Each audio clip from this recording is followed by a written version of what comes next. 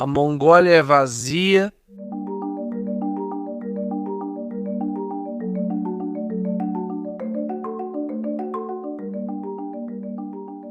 E o mais estranho sobre isso é que é um país enorme. É a maior nação sem litoral do mundo, com 1,5 milhão de quilômetros quadrados.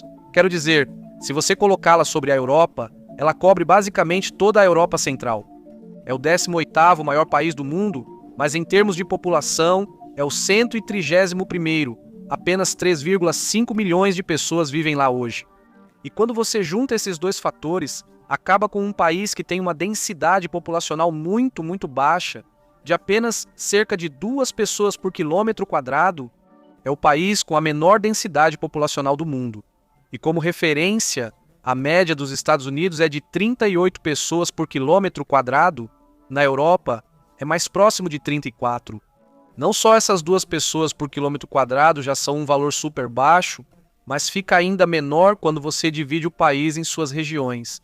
A capital, Ulaanbaatar, tem a maior taxa, com cerca de 311 pessoas por quilômetro quadrado, abrigando 1,6 milhão de pessoas, essencialmente metade da população do país, em menos de 1% do território, mas a maioria das províncias está abaixo de 1.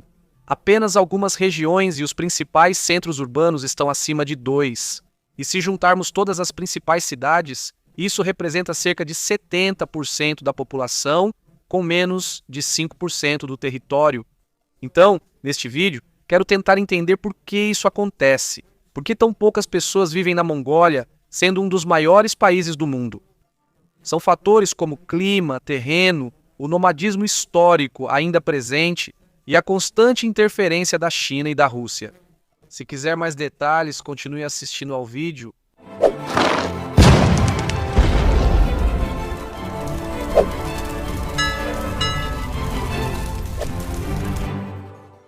Então, a Mongólia é enorme, mas apesar disso é vazia. E hoje quero tentar entender e explicar para você os 3 fatores que eu acho que estão por trás disso. Primeiro, o terreno e o clima rigorosos do país, típicos das estepes mongóis. Segundo, o fato de que, historicamente, eles são uma sociedade nômade e até hoje isso continua sendo uma realidade para muitas pessoas lá. E terceiro, como seu povo foi colonizado, ocupado e conquistado por seus 2 vizinhos gigantes, a Rússia e a China. Vamos começar pelo número 1, o terreno e depois o clima. A maior parte da Mongólia é coberta por montanhas e planaltos ondulados. Eles têm 4 grandes cadeias de montanhas dentro do país, o que é muito para um único país. As mais altas são as montanhas Altai, que se estendem pelas regiões oeste e sudoeste do país. O norte e o oeste da Mongólia também são zonas sismicamente ativas, com terremotos frequentes e vulcões extintos. Este mapa topográfico ilustra isso muito bem.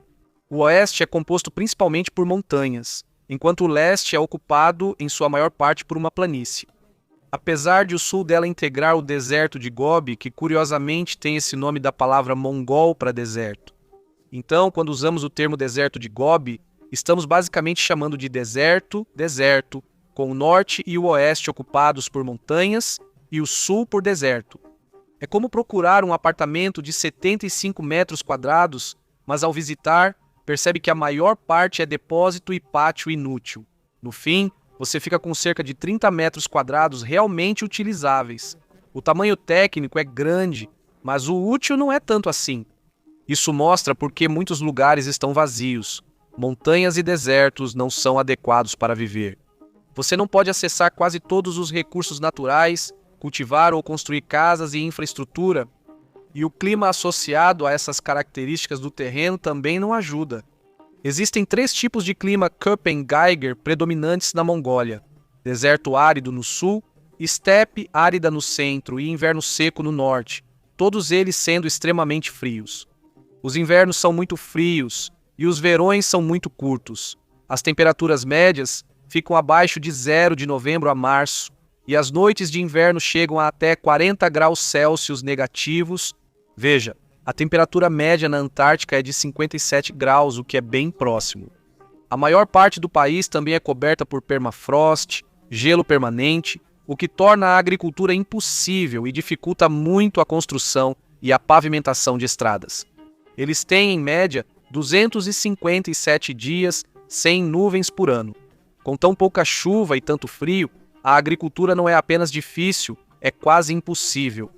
As estatísticas oficiais indicam que menos de 1% das terras do país são adequadas para a agricultura, 10% são florestas e os 89% restantes são pastagens ou desertos.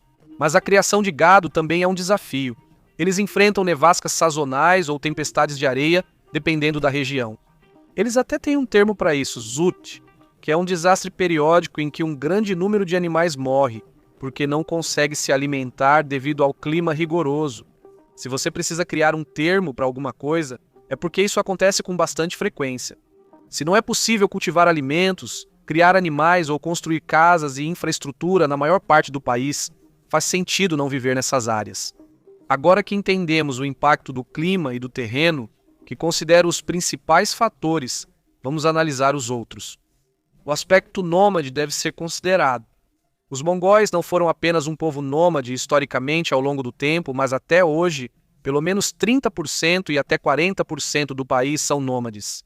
Isso significa que eles vivem em habitações tradicionais chamadas yurts, que muitas vezes são desmontadas e levadas para um novo local. Alguns mongóis fazem isso de 2 a 4 vezes por ano.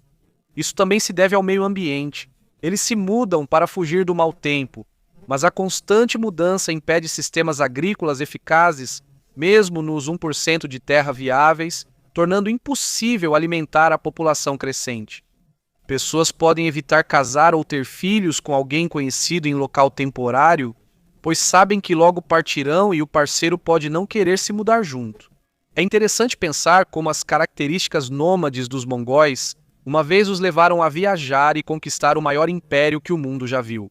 Quero dizer, alguns dizem que 0,5% da população mundial pode traçar sua ancestralidade até Gengis Khan, mas hoje essa característica, limitar-se às fronteiras modernas, dificulta muito o crescimento populacional deles. E ao falar de fronteiras e conquistas, este é o momento ideal para passar ao terceiro fator. Isso influencia a baixa população deles, tendo 2 gigantes como vizinhos, Rússia e China.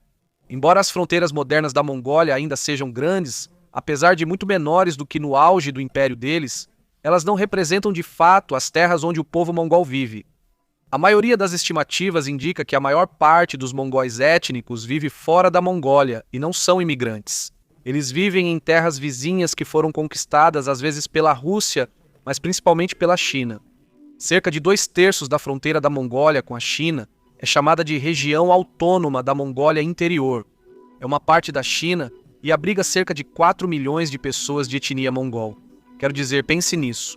O maior grupo de pessoas mongóis não vive dentro da Mongólia e mais 2 milhões de pessoas vivem no restante da China, fazendo com que os mongóis chineses sejam quase o dobro dos mongóis que vivem na própria Mongólia.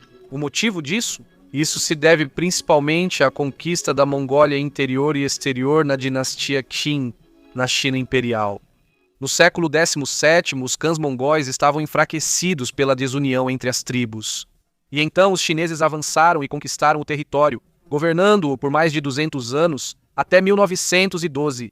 O governo Qing adotou práticas que não favoreceram o crescimento populacional mongol. Houve acusações de que usaram o budismo para controlar a população, cobrando impostos extras sobre o gado daqueles que não se convertiam e até mesmo recompensando aqueles que se tornavam monges e não tinham filhos ou família.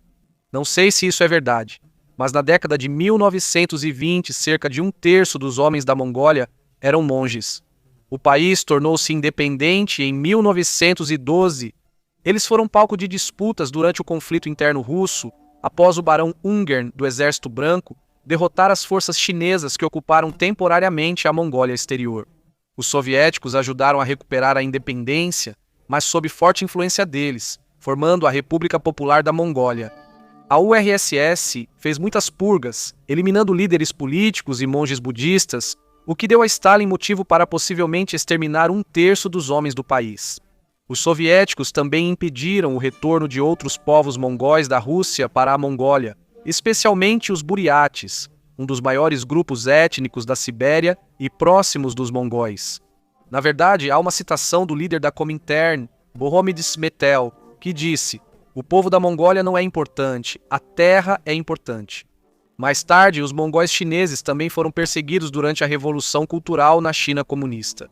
Massacres ocorreram na Mongólia interior, minorias étnicas foram reprimidas dentro da China, com a educação bilíngue sendo removida. Na Mongólia interior, cerca de 1 milhão de pessoas foram perseguidas para evitar sua independência política e possível reunificação com a Mongólia. Este mapa antigo de 1917 nos mostra esse possível país reunificado, com, aliás, uma população de cerca de 2,5 milhões de pessoas, mostrando para nós o quão pouco ela cresceu nos últimos 100 anos. Após a queda da URSS, o país fez uma transição pacífica para a democracia e suas relações com a China também foram normalizadas. Mas a história de conquista, influência e repressão tanto pela Rússia quanto pela China ainda cobra seu preço no país hoje, especialmente em relação à sua população. Então, é por isso que a maior parte da Mongólia é vazia. E por que ela tem uma população tão baixa no geral? O que você acha disso? Me conte nos comentários, junto com qualquer outra sugestão de áreas menos povoadas do mundo sobre as quais eu poderia fazer um vídeo. Muito obrigado aos meus apoiadores por me apoiarem diretamente lá no Patreon. Se você quiser se juntar à nossa comunidade de cerca de 50 apoiadores pagos por lá, será muito bem-vindo. E você ainda aproveita alguns benefícios. Apoiar o canal diretamente já é algo que agradeço muito, mas se não quiser, tudo bem. Obrigado por assistir a este vídeo e até a próxima para mais conhecimento geral.